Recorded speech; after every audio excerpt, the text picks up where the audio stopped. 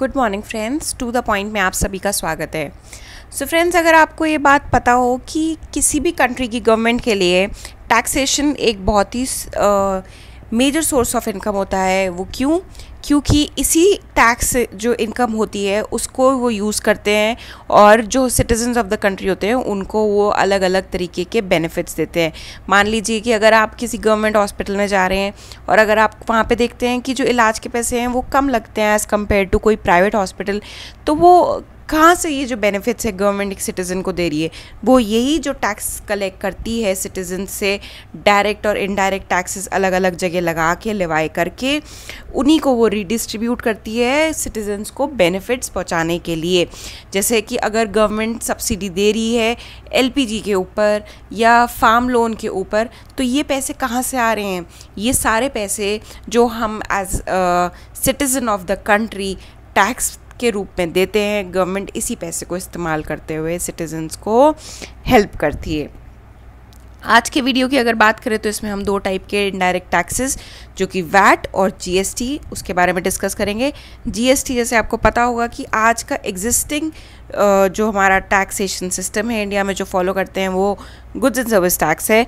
इससे पहले जो सिस्टम फॉलो होता था वो था वैल्यू एडेड टैक्स यानी कि वैट। तो स्टार्ट करते हैं कि वैट क्या है और इसमें क्या शॉर्टकमिंग्स थी कि गवर्नमेंट को जीएसटी लॉन्च करना पड़ा 2016 में। तो about value added tax is an indirect tax which was introduced into Indian taxation system on 1st April 2005। कब लॉन्च हुआ? ये 2005 में। और जीएसटी कब लॉन्च हुआ? 2016 में। A value added tax is a consumption tax levied on commodity whenever value is added to the product at point in the supply chain। So friends, जो value added tax है ना, ये कब लगता है? जब भी सप्लाई चेन है जो अगर चल रही है, मान लीजिए कि फैक्ट्री ओनर है, वो होल सेलर को बेच रहा है, होल सेलर देन रिटेलर को बेच रहा है और फिर कंज्यूमर। तो अगर इस चेन में जहाँ जहाँ वैल्यू एडिशन होगा किसी प्रोडक्ट में, तो उस वैल्यू एडिशन पे जो टैक्स लगता है उसको वैल्यू एडेड टैक्स बोलते हैं। एक एग्जांपल से समझते हैं। मान लीजिए आपकी कोई एपरल फैक्ट्री है, या मान लीजिए फिर से मैं आपको शुगर का ही एग्जांपल देती हूँ कि आपकी एक शुगर बनाने की फैक्ट्री है।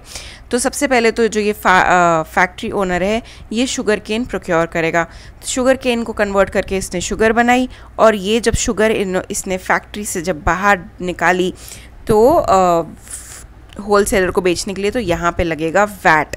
ठीक है। अब मान लीजिए ये जो होल सेलर है इसने इस शुगर को रिफ़ाइन कर दिया। ठीक है। अब रिफ़ाइन हुआ है तो कुछ वैल्यू एडिशन हुआ है। अब रिफ़ाइन हुआ तो जब ये होल सेलर एक रिटेलर को बेचेगा तो इसमें वैल्यू एडिशन हुआ, तो इस पे क्या लगेगा? फिर से वैट लगेगा। अब ये आ गई रिटेलर के पास। और अब अगर आप मान लीजिए कि रिटेलर ने वो उस रिफ़ाइंड शुगर की बहुत ही सुंदर तरीके से पैकिंग कर दी है जिससे उसकी वैल्यू बढ़ गई। पहले तो मान लीजिए ये जो जब रिटेलर ने होल सेलर से ली थी तो ये मान लीजिए जूट बैग्स में ली थी, लेकिन अब इस रिटेलर ने बहुत ही सुंदर पेपर बैग्स में या कुछ बहुत सुंदर से कस्टमाइज बॉक्सेस में उस शुगर को डाल के अगर वो सेल कर रहा है जिससे उसकी वैल्यू बढ़ रही है, तो यहाँ पे फिर से क्या लेवाई होगा? Value added tax. क्यों? क्योंकि हर स्टेज पे यहाँ पे वैल्यू एडिशन हो रहा था शुगर की ओरिजिनल वैल्यू में। तो वैल्यू एडेड टैक्स कब लगता है माय डियर फ्रेंड्स? जब भी सप्लाई चेन में किसी प्रोडक्ट की वैल्यू में कुछ वैल्यू एडिशन होता है तब वैल्यू एडेड टैक्स लगता है। The amount of VAT that consumer pays is based on the cost of the product minus previously taxable cost of products used in the production. VAT was introduced to replace sales tax in the states, but in case of interstate supplies, central sales tax was imposed. तो क्या हो रहा था friends? अगर जब एक होती है इंटर सेल सप्लाई, इंटरस्टेट, एक होती है इंट्रा स्टेट। ठीक है। तो इंट्रा स्टेट क्या होता है? जब एक ही राज्य के अंदर सेल हो रही है। मान लीजिए अगर ये यूपी है, तो अगर लखनऊ से कानपुर में सेल हो रही है तो क्या है? एक ही राज्य की सीमा के अंदर करते हैं, तो यहाँ पे वैल्यू एडेड टैक्स लगेगा। और अगर मान लीजिए यूपी से अगर कोई सामान एमपी में जा रहा है तो क्या लगेगा? सेंट्रल सेल्स टैक्स लगेगा, तब वैट नहीं लगेगा। सो ये हो गया इंटर स्टेट और इंट्रा स्टेट का केस। सो फ्रेंड्स, आपको ये क्लियर हो गया होगा कि वैल्यू एडेड टैक्स क्या है। जब भी सप्लाई चेन में या प्रोडक्शन चेन में कहीं पे भी वैल्यू एडिशन हो रहा है प्रोडक्ट में, तो उस पर वैल्यू एडेड टैक्स लगता है। अब हम इसके डिसएडवांटेजेस देख लेते हैं कि क्या इसके ऐसे डिसएडवांटेजेस थे जिसकी वजह से गवर्नमेंट को GST लाना पड़ा। सो फर्स्ट पॉइंट है VAT paid on input services can not be adjusted for VAT paid on goods. मान लीजिए आप किसी चीज़ का प्रोडक्शन कर रहे हैं तो आप उसमें गुड्स भी यूज़ करेंगे और सर्विसेज भी यूज़ करेंगे, ठीक है। तो मान लेते हैं कि हमने 100 रुपये के गुड्स खरीदे हमारे प्रोडक्शन प्रोसेस के लिए, जिसमें 10 रुपीज़ टैक्स के थे, ठीक है। तो प्रोडक्ट था 90 रुपीज़ का और आपने 10 रुपये टैक्स के दिए। ऐसे ही आपने सर्विसेज यूज़ करी जो 50 रुपीज़ की थी, जिसमें से 10 रुपीज़ टैक्स के थे। तो अब आपके गुड्स का जो कॉस्ट हो गया गुड्स एंड सर्विसेज का, वो तो हुआ 90 + 40 जो कि हुआ 130, और आपने टैक्स पे किया था, ठीक है। गुड्स पे 10 रुपीज़, सर्विसेज पे 10 रुपीज़, ठीक है। तो आपने इतना टैक्स पे किया है। अब मान लीजिए आपने ये जो गुड्स बनाए या जो भी चीज़ बनाई, अब आप इसको मार्केट में सेल कर रहे हैं, ठीक है। जब आपने इसको सेल किया तो आपने इसको 200 रुपये का सेल किया, ठीक है। 200 रुपये प्लस आपने इसके ऊपर जब आप बेचेंगे तो वैट लगेगा। तो मान लीजिए 10% या 20% से इसके ऊपर हमने वैट कलेक्ट किया कस्टमर से। तो VAT collected at the rate 20% of 200, तो क्या होता है 40 रुपीज़।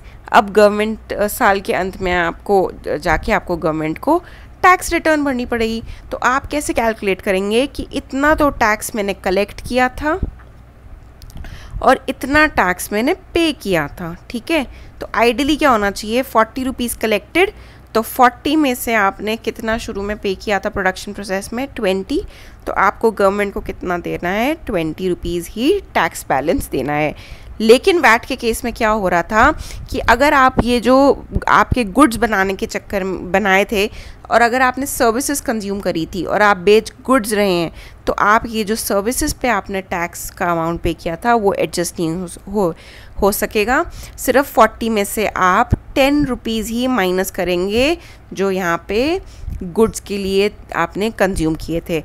तो कहाँ तो आपने पे तो 20 किए थे, लेकिन फाइनली एडजस्ट सिर्फ 10 हो रहे हैं। क्यों? क्योंकि आप सर्विसेज पे जो आपने टैक्स पे किया है आप उसको यूज़ नहीं कर सकते गुड्स पे जो हमने टैक्स कलेक्ट किया है उसको सेट ऑफ करने में। तो ये एक बहुत बड़ा मेजर डिसएडवांटेज था वैट का। अगर सर्विसेज पे हमने टैक्स पे किया है तो हम जब सर्विसेज बेचेंगे तो उसी में उसको सेट ऑफ कर सकते हैं। और सेम इज़ विद गुड्स, अगर हमने गुड्स पे टैक्स पे किया है तो हम उसको गुड्स के केस में ही सेट ऑफ करेंगे। गुड्स का सर्विसेज के केस में सेट ऑफ इंटर ऑपरेबिलिटी नहीं थी कि गुड्स का सर्विसेज में एडजस्ट कर सके। तो ये बहुत बड़ा मेजर ड्रॉबैक था वैट का। नेक्स्ट पॉइंट जो था, calculation of value added at each state is a tedious process. अब कितना मुश्किल हो जाएगा कि अब जब शुगर केन था, शुगर केन को अगर हमने शुगर में कन्वर्ट कर रहे हैं तो कितना वैल्यू एडिशन हुआ। फिर जब ये शुगर यहाँ से जूट बैग्स में पैक होके होलसेलर के पास जा रही है तो कितना वैल्यू एडिशन हुआ। तो बहुत डिफ़िकल्ट हो जाता है हर प्रोसेस पे कैलकुलेट करना वैल्यू एडिशन। और ये तो सिर्फ एक प्रोडक्ट का एग्जांपल है, बहुत सारे ऐसे प्रोडक्ट होते हैं जिसके हर स्टेज पे वैल्यू एडिशन को कैलकुलेट करना बहुत ही इम्पॉसिबल सा हो जाता है। सो ये एक अनदर डिसएडवांटेज था वैट सिस्टम का। Next, different VAT rates in different states. तो अब क्या था फ्रेंड्स, मैंने आपको बताया था इंट्रा स्टेट सप्लाई में तो वैट एप्लीकेबल था। जब इंटर स्टेट सप्लाई होती थी ना तब तो आ जाता था हमारी पिक्चर में सेंट्रल सेल्स टैक्स। तो बहुत ही कन्फ्यूजन रहती थी कि राजस्थान में कोई और रेट से वैट चार्ज होता है, मध्य प्रदेश में किसी और रेट से वैट है। तो डिफरेंट वैट रेट्स के चक्कर में बहुत डिस्क्रिपेंसी रहती थी। और ये क्यों हो रहा था? क्योंकि हर स्टेट का अपना खुद का वैट लॉ था, कोई सेंट्रलाइज्ड यूनिफॉर्म लॉ सिस्टम नहीं था, जिस वजह से बहुत ज़्यादा टैक्स चोरी होती थी और बहुत ज़्यादा टैक्स पेमेंट में डिस्क्रिपेंसी रहती थी, क्योंकि हर स्टेट में डिफरेंट टैक्स लॉ चलता था। सो इन सब को हटाने के लिए गवर्नमेंट ने एक बिल पास किया जिसको goods and services tax bill कहते हैं, और जो फाइनली एक्ट में बदला कब? 2016 में। गुड्स एंड सर्विस टैक्स क्या चीज़ है? Goods and service tax is an indirect tax, जैसे वैट एक इनडायरेक्ट टैक्स था, ये भी इनडायरेक्ट टैक्स है, levied on the supply of goods and services. This law has replaced many indirect tax laws existed in the country, like central sales tax, service tax, excise duty. It is a multi-stage comprehensive destination-based tax that is levied on every value addition and is one indirect tax on whole India. जैसे कि पहले आप देख रहे थे कि VAT के case में क्या हो रहा था, हर स्टेट का अपना वैट लॉस था, हर स्टेट के अपने रेट थे. गुड्स एंड सर्विस टैक्स ने ये सारी लिमिटेशंस को हटा दिया, इम्प्रूव कर दिया. पूरे देश में एक ही टैक्स चलेगा, वन इनडायरेक्ट टैक्स, जिसका नाम है गुड्स एंड सर्विस टैक्स. ये कंजम्पशन बेस्ड टैक्स है, डेस्टिनेशन बेस्ड टैक्स है. डेस्टिनेशन बेस्ड टैक्स मतलब राजस्थान से कुछ माल सप्लाई हुआ महाराष्ट्र में, तो टैक्स कहाँ पे कलेक्ट होगा, लिवाई होगा, महाराष्ट्र में, ना कि राजस्थान में. तो कौन विच गवर्नमेंट मतलब किस राज्य सरकार के पास अधिकार है टैक्स लगाने का, लिवाई करने का, कलेक्ट करने का, वो है मुंबई सरकार के पास. क्यों? क्योंकि ये एक डेस्टिनेशन बेस्ड टैक्स है. जो डेस्टिनेशन ऑफ द गुड्स है, जो फाइनल डेस्टिनेशन, वहीं की गवर्नमेंट उस पर टैक्स लिवाई करेगी और कलेक्ट करेगी. It is a single tax on supply of goods and services, right from the manufacturer to the consumer.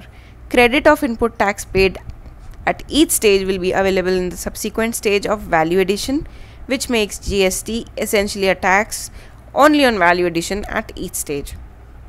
इसके केस में क्या फ़ायदा है, हर स्टेज पे जो अगर वैल्यू एडिशन हो रहा है वहाँ पे जो हम टैक्स पे कर रहे हैं, मान लीजिए होलसेलर ने रिटेलर को बेचा और रिटेलर ने कंज्यूमर को, तो होलसेलर जो फैक्ट्री ओनर को टैक्स पे करके आया है वो सेट ऑफ हो जाएगा किस में, जो रिटेलर होलसेलर को टैक्स देगा. भाई होलसेलर ने 100 रुपये की चीज़ बेची रिटेलर को, तो इसमें से कुछ पोर्शन टैक्स का भी तो होगा जो रिटेलर देगा, मान लीजिए 10 रुपये, और होलसेलर पीछे 5 रुपये का टैक्स दे के आया है फैक्ट्री ओनर को.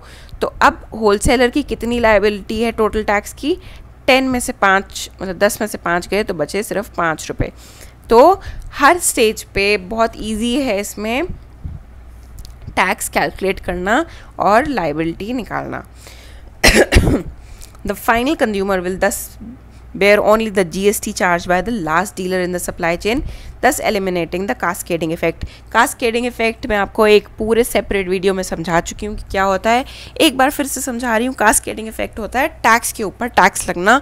मतलब एक के ऊपर, मतलब अगर 10 रुपये का कोई प्रोडक्ट है और इसमें 2 रुपये टैक्स के इंक्लूड है, जब आप इस प्रोडक्ट को आगे बेच रहे हो तो 10 रुपीज़ आपके आइडली किस पे लगने चाहिए, 8 रुपये जो प्रोडक्ट की कॉस्ट थी, ना कि 10 रुपये जिसमें टैक्स भी इंक्लूडेड है. तो जीएसटी जो है उसमें ऐसा नहीं होता, कास्केडिंग इफेक्ट नहीं है. क्यों नहीं है? क्योंकि हर स्टेज पे आप माइनस कर देते हो जो आपने प्रीवियस स्टेज पे टैक्स पे किया है. तो goods and service tax cascading effect से बचा लेता है एंड कंज्यूमर को, और प्रोडक्ट का प्राइस इस चक्कर में इन्फ्लेट नहीं होता है. अब देखते हैं क्या एडवांटेजेस हैं गुड्स एंड सर्विस टैक्स के. सबसे बड़ा advantage, it eliminates cascading effect. क्यों? क्योंकि हर स्टेज पे होलसेलर को पता है कि मैंने प्रीवियस स्टेज पे कितना टैक्स दिया है और मैं इस कितना टैक्स इस स्टेज पे कलेक्ट कर रहा हूँ. तो जो बैलेंस अमाउंट आता है वो ही सिर्फ गवर्नमेंट को पे करना होता है, जिससे प्रोडक्ट की कॉस्ट इंक्रीज नहीं होती. Credit for input service can now be set off for tax paid on goods, जो कि वैट में नहीं हो रहा था.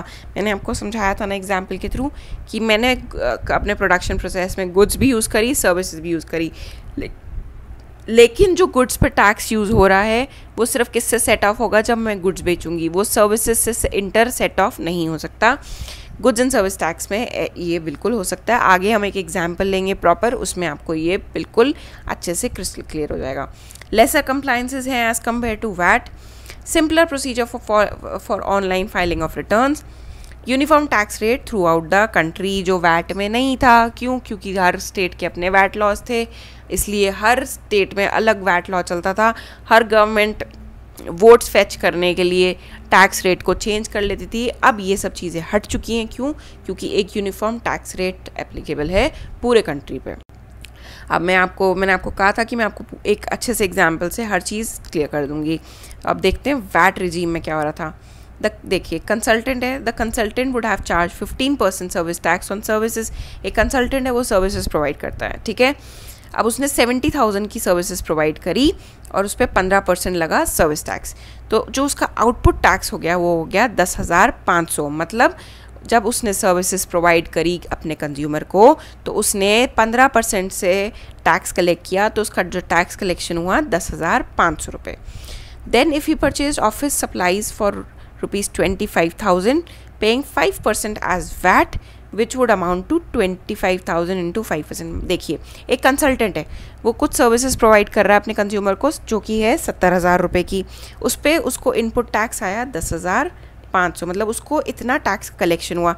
तो जब वो कंसल्टिंग सर्विसेज प्रोवाइड कर रहा था तो हो सकता है उसने कुछ गुड्स यूज़ किए होंगे, और गुड्स क्या थे, मान लीजिए स्टेशनरी थी। तो जब उसने स्टेशनरी खरीदी थी 25,000 की, उस पर 5% वैट दिया था, तो वो 5% वैट कितना हो गया, 1250 रुपये। तो 10,500 रुपये तो कलेक्शन हो गया और 1250 रुपये उसने पे किया था, ठीक है। अब उसको कितना टैक्स पे करना होगा गवर्नमेंट को अगर वो वैट रिजीम के अंडर है, तो he had to pay 10,500 output service tax without getting any deduction of 1,250 rupees जो कि उसने वैट दिया था। क्यों? क्योंकि मैंने आपको कहा था कि वैट रिजीम के अंडर सर्विसेज पे जो टैक्स देते हैं उसको आप सेट ऑफ नहीं कर सकते वैट जो आपने गुड्स पे दिया है। तो उसका फाइनल अमाउंट जो उसने गवर्नमेंट को पे किया वो 10,500 ही रहेगा। बट अगर हम GST रिजीम के अंडर हैं तो ये जो 10,500 है इसमें से 1,250 रुपये माइनस हो जाएंगे। तो एक बार यहाँ देखते हैं।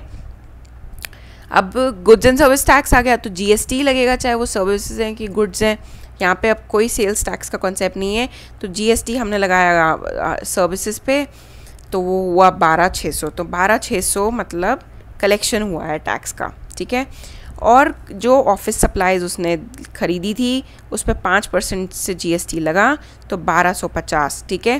तो अब उसकी फाइनल लायबिलिटी क्या आई, 12,600 माइनस 1,250, सो फाइनल अमाउंट हुआ 11,350, जो कि पहले के केस में नहीं था क्योंकि हम सर्विस टैक्स को सेट ऑफ नहीं कर पा रहे थे वैल्यू एडेड टैक्स से। सो फ्रेंड्स, ये बहुत ही ल्यूसिड और बहुत ही सिंपल एग्जांपल था। आई होप आप सबको ये अच्छे से समझ आ गया होगा। मैंने आपको पहले भी स्लाइड्स में एग्जांपल दिया कि कैसे वैट रिजीम में हम सेल्स टैक्स को वैल्यू एडेड टैक्स से सेट ऑफ नहीं कर पा रहे थे, जो कि GST के अंडर पॉसिबल है। So this is one of the major या बहुत ही बड़ा एडवांटेज जो कि एक कंज्यूमर को हुआ है GST के एप्लीकेबल होने से। So friends, this is all for the today's video. I hope आपको काफ़ी क्लियर हो गया होगा अब तक कि वैट क्या था, क्या शॉर्टकमिंग्स थी कि जिसकी वजह से गवर्नमेंट को गुड्स एंड सर्विस टैक्स को लॉन्च करना पड़ा। So friends, thank you so much for your patience. Keep revising जो भी मैं पढ़ाती हूँ वीडियोज़ में, ताकि आपको एंड टाइम में आप पे बहुत ज़्यादा लोड ना आए और आपको कॉन्सेप्ट्स की क्लैरिटी बनी रहे। So friends, stay fit, stay at home, keep revising. Thank you so much.